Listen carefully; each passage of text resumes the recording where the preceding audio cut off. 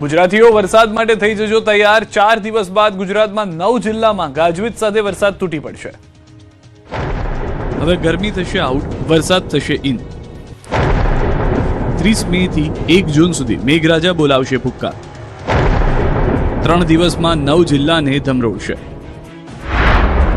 29 મે સુધી ગરમી રહેશે યથાવત।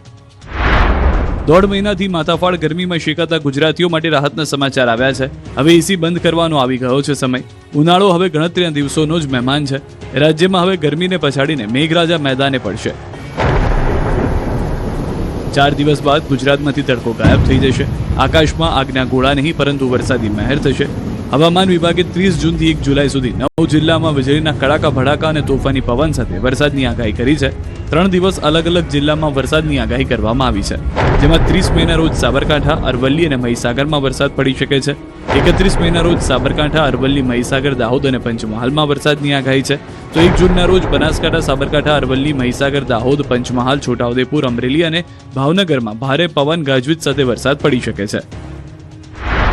20 मई से लेकर 1 जून तक इक्का दुक्का स्थानों में हल्का सा मध्यम बरसात होने का संभावना रहेगा और जो इसके साथ बारिश के साथ मेघ गर्जना भी संभावना है और इसके साथ बिजली का भी संभावना रहेगा। इसमें जो विंड स्पीड तेज हवा की गति रहेगी 30 से 40 से 50 किलोमीटर प्रति घंटा तेज पवन चलने का स्थिति रहने का संभावना रहेगी। जो कि 29 जून સુધી ગરમી તાંડવ મચાવતી રહેશે। હવામાન વિભાગનું માનીએ તો 29 મે સુધી ગરમી ભૂક્કા બોલાવશે। સૌરાષ્ટ્ર, કચ્છ, દરિયાકાંઠે 3 દિવસ ગરમી ભૂક્કા બોલાવશે। 15 થી 25 કિલોમીટર ઝડપે પવન ફૂંકાશે। હાલ પશ્ચિમ દિશા તરફથી પવન ફૂંકાઈ રહ્યા છે, જે બાદ 2 થી 3 ડિગ્રી તાપમાનમાં ઘટાડો થશે। अधिकतम तापमान का बात करें तो अगले 3 दिन तापमान में कोई बड़ा बदलाव नहीं रहेगा। उसके आगे ग्रेजुअल फॉल रहेगा 2 से 3 डिग्री सेंटीग्रेड। और जो कुछ हमारे जो सौराष्ट्र कच्छ की तटीय क्षेत्र है 26 से 28 मई तक ये 3 दिन हॉट एंड ह्यूमिड कंडीशन बने रहेगी। गर्म और उष्ण उमस भरी पवन के कारण असहज स्थिति बने रहने का संभावना रहेगी। ગુજરાતમાં ચોમાસાના આગમનને લઈને ચિંતા, મોડું પહોંચી શકે છે ચોમાસું। ચોમાસાની રાહ જોઈને બેઠેલા ખેડૂતો માટે ચિંતાજનક સમાચાર આવ્યા છે। ગુજરાતમાં 15 જૂન આસપાસ ચોમાસું બેસી જતું હોય છે, પરંતુ આ વખતે ચોમાસાની ગતિ ધીમી હોવાથી ગુજરાત મોડું પહોંચશે ચોમાસું। હવામાન નિષ્ણાંત અથર્વ શેટ્ટીના અનુમાન મુજબ ગુજરાતમાં 15 જૂન બાદ જ ચોમાસું પહોંચશે। 2-3 દિવસમાં કેરળમાં પહોંચી શકે છે ચોમાસું। કેરળમાં ચોમાસાની એન્ટ્રી નબળી રહી શકે। MJO અને વિકસી રહેલા અલ્નિનોના કારણે ચોમાસામાં વિક્ષેપ છે।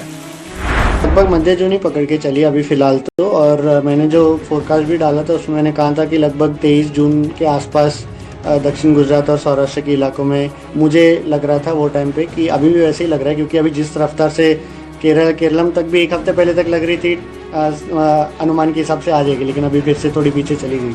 तो इसी वजह से, क्योंकि इस साल का मानसून ऐसे ही रहेगा कि थोड़ा देर आगे बढ़ेगा फिर वापस थोड़ा रुकेगा, मतलब ऐसा एकदम असामान्य स्थिति वाली मानसून रहेगी। तो इसीलिए गुजरात में भी आगमन में देरी लग रही है। ગીરના સાવજો પર ફરી મોતનો પંજો। 5 સાવજોના મોત, વન વિભાગ દોડતું થયું। ગુજરાતનું ગૌરવ અને એશિયાટિક સિંહોનું એકમાત્ર ઘર ગણાતા ગીરના જંગલ પર ફરી એકવાર મોતનો પંજો કસાયો છે। ફરી એકવાર ગુજરાતની આન, બાન અને શાન ગણાતા સાવજોના જીવ પર ખતરો મંડરાયો છે। માત્ર ગણતરીના દિવસોમાં જ 5 કેસરીના મોત થતા દોડધામ મચી છે। સૌરાષ્ટ્રના ધારી ગીર, પૂર્વ ગીર ગઢડા સરહદ વિસ્તારમાં અને બાબરિયા અને જામવાળા રેન્જમાં કેનાઈ, ડિસ્ટેમ્પર વાઇસ, CDV અને બેબેસિયા જેવા જીવલેણ રોગચાળાએ કહેર મચાવતા 2 સિંહ બાળના મોત થવાનો દાવો વન વિભાગે કર્યો। 1 સિંહ બાળનું મોત ઇનફાઇટમાં મોત થયું, જ્યારે 2 સિંહના મોત કુદરતી રીતે થયાનો દાવો કરાયો। રોગચાળાને અટકાવવા માટે રેસ્ક્યુ અને ઓબ્ઝર્વેશનની કામગીરી શરૂ કરાઈ। સશક્ત અને નબળા દેખાતા સિંહોની તપાસ કરાઈ રહી છે। જંગલના પ્રભાવિત વિસ્તારોમાં સતત રાઉન્ડ ધ ક્લોક મોનિટરિંગ અને ટ્રેકિંગ ચાલુ કરી દેવામાં આવ્યું છે। 2 સિંહ બાળના જે મૃત્યુ થયા છે એમાં ઇમ્યુનિટી બહુ ઓછી હોય છે, એટલે એ સૌથી પહેલાં એમાં વધારે પ્રોબ્લેમ થાય છે। તો 2 સિંહ બાળ અને એ પણ જુદા જુદા વિસ્તારમાં એનું મૃત્યુ થયું છે, તો એવું કંઈ અસાધારણ એમાં નથી। અને અન્ય જે એક સિંહ બાળનું મૃત્યુ થયું છે એ ઇનફાઇટિંગમાં થયું છે, અને 2 મોટાનું પણ કુદરતી રીતે મૃત્યુ થયું છે। તો આ અંગે વન અને પર્યાવરણ મંત્રી અર્જુનભાઈ મોઢવાડિયાએ પણ ચિંતા વ્યક્ત કરી છે।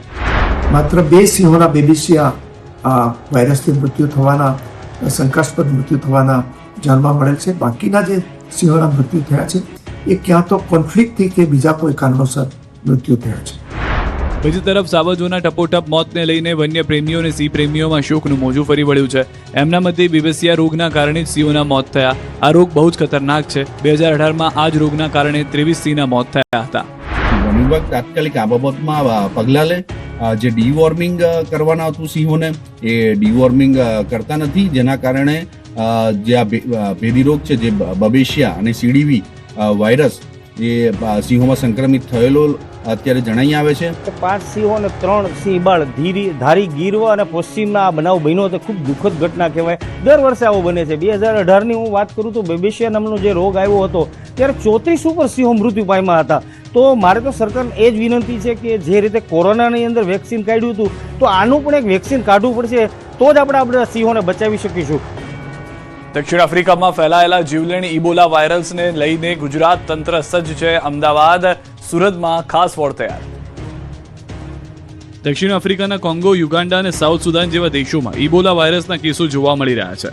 જીવલેણ વાયરસને લઈને દુનિયાભરમાં ચિંતાનું મોજું ફરી વળ્યું છે, ત્યારે ગુજરાત પણ આ વાયરસને લઈને ચિંતિત બન્યું છે. ગુજરાતના આરોગ્ય વિભાગે વાયરસને લઈને એલર્ટ આપ્યું છે.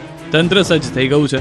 ખાસ ગાઈડલાઈન જાહેર કરી દેવામાં આવી છે, જે અંતર્ગત હવે દક્ષિણ આફ્રિકાના કોંગો, યુગાન્ડા અને સાઉથ સુદાન જેવા દેશોથી અમદાવાદ આવતા તમામ મુસાફરોનું અમદાવાદ એરપોર્ટ પર સ્ક્રીનિંગ થશે. સસ્પેક્ટેડ લોકોના સેમ્પલ લેવામાં આવશે અને તપાસ માટે પૂનાની લેબમાં મોકલાશે. જોકે હજુ સુધી ગુજરાતમાં એક પણ કેસ ઇબોલાનો નથી નોંધાયો, પરંતુ આરોગ્ય વિભાગે કોઈ પણ ઇમરજન્સી સ્થિતિને પહોંચી વળવા માટેની આગોતરી તૈયારીના ભાગરૂપે સુરત સિવિલ હોસ્પિટલ અને અમદાવાદ સિવિલ હોસ્પિટલ ખાતે વોર્ડ તૈયાર કર્યા છે. સુરતમાં 10 બેડની ડેઝિગ્નેટેડ એપેક્સ હોસ્પિટલ કાર્યરત કરવામાં આવી છે. અમદાવાદ સિવિલ હોસ્પિટલમાં 30 બેડનો ખાસ વોર્ડ તૈયાર કરવામાં આવ્યો છે, જેમાં 14 બેડ ઇબોલા પોઝિટિવ દર્દીઓ અને 16 બેડ સસ્પેક્ટેડ દર્દીઓ માટે ફાળવાયા છે. સાંજના 6 થી સવારના 10 સુધી અમદાવાદ એરપોર્ટ પર તમામ પેસેન્જર ત્યાંથી આવે છે એનું સ્ક્રીનિંગ કરવામાં આવે છે. આખા ભારતની અંદર એક પણ ઇબોલા વાયરસનો કેસ મળવામાં આવ્યો નથી, એટલે ગભરાવાની એક પણ ટકો જરૂર નથી. અમદાવાદ સિવિલ અને સુરત સિવિલમાં અલાયદી વ્યવસ્થા પણ કરવામાં આવી છે, પણ એની કોઈ જરૂરિયાત પડશે નહીં એવી આપણે આશા રાખીએ છીએ. વાપીમાં ભંગારના ગોડાઉનમાં ચાલતા ડ્રગ્સના નેટવર્કનો પર્દાફાશ. એક આરોપીનું કોંગ્રેસ સાથે કનેક્શન. ભંગારના ગોડાઉનમાં ચાલતા ડ્રગ્સ રેકેટનો પર્દાફાશ થયો વાપીથી. ગુજરાત એટીએસ અને વલસાડ જિલ્લા એસઓજી પોલીસે વાપીના છેવાડે આવેલા કુંતામાં ભંગારના એક ગોડાઉનમાં રેડ કરી હતી, જ્યાંથી ચાલતા નશાના કાળા કારોબારનો પર્દાફાશ થયો. પોલીસે ભંગારના ગોડાઉનમાંથી 72 લાખથી વધુ કિંમતનો 2.37 કિલોથી વધુનો એમડી ડ્રગ્સનો જથ્થો ઝડપી પાડ્યો. આ સાથે 2 આરોપીઓની ધરપકડ કરી. અબ્દુલ ખાન અને મેહુલ મકવાણા નામના બંને આરોપીઓ પોલીસના હાથે ઝડપાયા. જોકે રાજેશ મૌર્યા નામના મુખ્ય માસ્ટરમાઇન્ડને વોન્ટેડ જાહેર કર્યો. આરોપીઓ ભંગારના ગોડાઉનની યાર્ડમાં ડ્રગ્સ રેકેટ ચલાવતા અહીં પ્રવાહી એમડી ડ્રગ્સને સૂકવી તેનો પાવડર બનાવી અને પેકિંગ કરી અહીંથી સપ્લાય કરતા હતા. ઉમરેઠ વિધાનસભાના ધારાસભ્ય હર્ષદ પરમારે લીધા શપથ. ઉમરેઠ વિધાનસભાની પેટા ચૂંટણીમાં વિજેતા બન્યા બાદ ઉમરેઠ વિધાનસભા બેઠકના ધારાસભ્ય હર્ષદ પરમારે ગાંધીનગર વિધાનસભા ખાતે વિધિવત રીતે શપથ ગ્રહણ કર્યા. આ શપથ ગ્રહણ સમારોહ માટે તેઓ વિધાનસભા અધ્યક્ષ શંકર ચૌધરીની ચેમ્બરમાં પહોંચ્યા, જ્યાં તેમની સાથે મુખ્યમંત્રી ભૂપેન્દ્ર પટેલ તેમજ કેબિનેટ મંત્રી જીતુ વાઘાણી અને ઋષિકેશ પટેલ ઉપરાંત રાજ્યકક્ષાના મંત્રીઓ પ્રવીણ માળી અને કૌશિક વેકરિયા પણ ખાસ ઉપસ્થિત રહ્યા. ઉમરેઠ બેઠકના નવા પ્રતિનિધિ તરીકે હર્ષદ પરમારના શપથ સાથે સ્થાનિક ભાજપ કાર્યકરોમાં ઉત્સાહનો માહોલ જોવા મળ્યો. શપથ લીધા બાદ હર્ષદ પરમારે સ્પષ્ટ કર્યું કે પાર્ટી જે જવાબદારી સોંપશે તે નિષ્ઠાપૂર્વક નિભાવવાનો પ્રયાસ કરીશ. આ પ્રસંગે ઉમરેઠ અને આણંદ જિલ્લામાંથી મોટી સંખ્યામાં ભાજપ કાર્યકરો અને સમર્થકો ગાંધીનગર પહોંચ્યા. સમગ્ર કાર્યક્રમ દરમિયાન ભાજપના સૂત્રોચ્ચાર અને ઉજવણીનો માહોલ